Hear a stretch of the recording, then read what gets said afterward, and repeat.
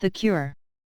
Nella tried not to think about the hundreds of people nearby, all rotting in their sleep, but the raspy hum of the flies was almost overwhelming.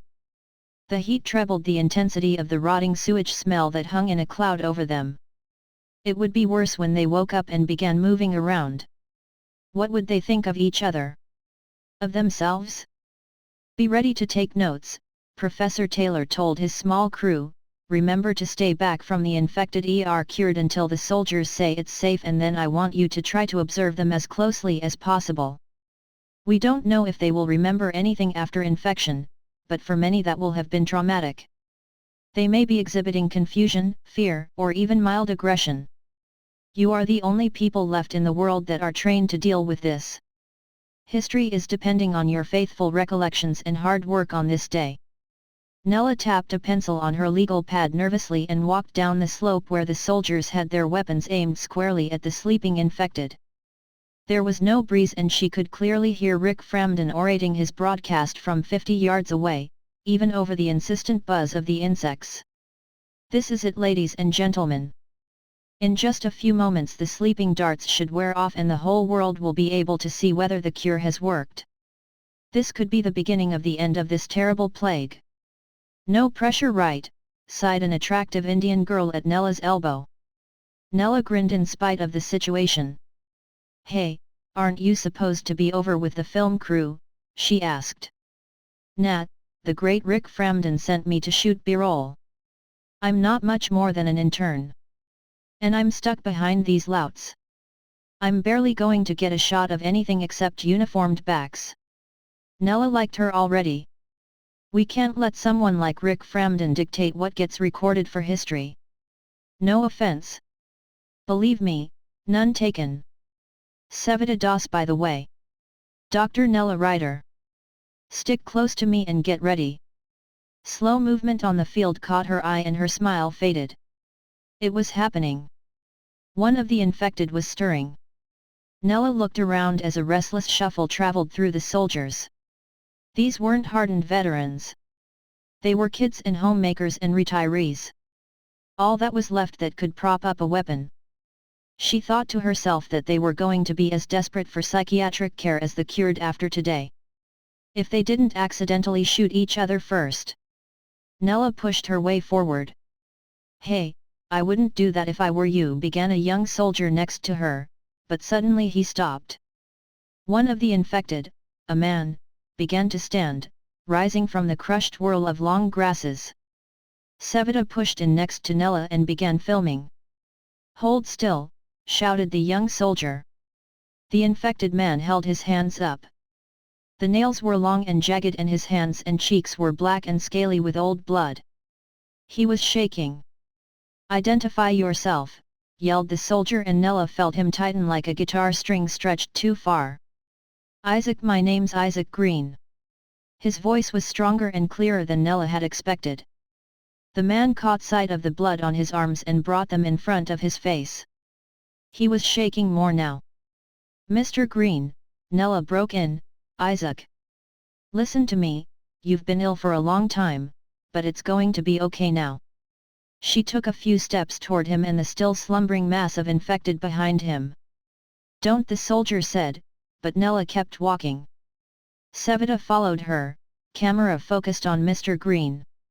Ill, said Mr. Green, was it all a dream? Was I just delirious? He held his hands out in front of him as if he would drop them from his body if he could. He turned around slowly, his eyes widening at the sight of hundreds of people lying motionless on the field. He turned back and sought Nella's face. Where is my family? I need to find them. In my dream, I did terrible things. I need to find my wife. Mr. Green began to weep, his face cracking into a deep grimace. It's okay, Mr. Green, said Nella, we'll help you find your family just as soon as we can. If you'll come with me, we'll have a physician check you over and then we can add your name to the found list. She reached him and, suppressing a shudder, placed a warm hand on his back. The rag that had once been his shirt was stiff and rough like sandpaper, caked with blood and dirt. He turned suddenly toward her and she jumped slightly. The soldier called, "Steady there, and she watched the entire line of military personnel clench their weapons tighter. Nella held up her hand. "It's okay," she said. But Mr. Green was staring at her. "What do you mean the found list?" Nella's response was slow and deliberate. "Mr. Green, there have been some changes in the world while you have been ill." She got no further. "Oh my God!" screamed Mr. Green, "oh my God! It was all real! It was all real! I killed them, I killed my own babies, my neighbors, it wasn't a dream? Tell me it was a dream." He grabbed her arm, but weakly. He was crying so hard that she physically had to help him stay standing for a moment. "It's over now," she said helplessly, "it's going to be okay for everyone now." But even as she said it, she knew it was a blatant lie and she blushed with shame. Mr. Green dropped her arm. He started shaking his head. "It wasn't a dream," he whispered, and then he started running toward the soldiers. "Stop!" they shouted, but Mr. Green didn't listen. He limped in an awkward sprint toward them, his ankle or foot broken sometime long before. The soldiers were unused to an infected that could speak and weep. They hesitated to fire, and Mr. Green reached the young man Nella had pushed past. Isaac threw himself on the outstretched bayonet. The soldier had tears streaming down his face as he pulled the trigger. Nella was dumbstruck. She looked at Sevita, who was still filming as the soldier dropped his gun and fled up the hill. Nella heard movement behind her. She turned and saw the mass of people slowly sitting up, stretching limbs and shaking their heads as if they could clear away the memory of the past 2 years. She looked back at Sevita and saw the pretty Indian girl turn the camera shakily toward herself. She tried to concentrate on the cured woman beside her who was trying to stand, and heard Sevita begin her broadcast in a dreadfully calm voice. "Good afternoon, ladies and gentlemen. This is Sevita Das reporting live from the cure facility. It has finally happened, the cure has worked. And the infected remember. They remember everything. The madness has cleared. As you have just seen, this will be a massive burden of guilt for the cured to bear, and many, no doubt, will not survive.